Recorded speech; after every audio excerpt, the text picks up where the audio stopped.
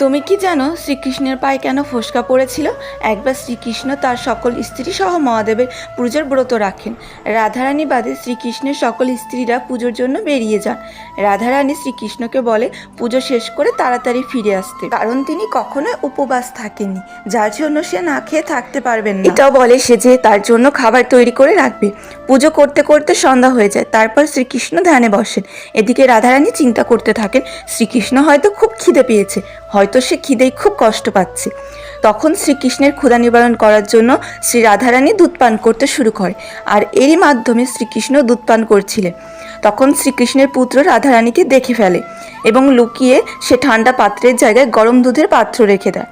তখন রাধারানী তাড়াতাড়ি করে দুধ পান করতে গিয়ে গরম দুধ খেয়ে ফেলে, আর তার মুখের ভিতর ফোস্কা পড়ে যায়। ওইদিকে শ্রীকৃষ্ণের পায়েও ফোস্কা পড়ে। এর থেকে বোঝা যায় শ্রীকৃষ্ণ ও রাধারানীর প্রেম কতটা পবিত্র।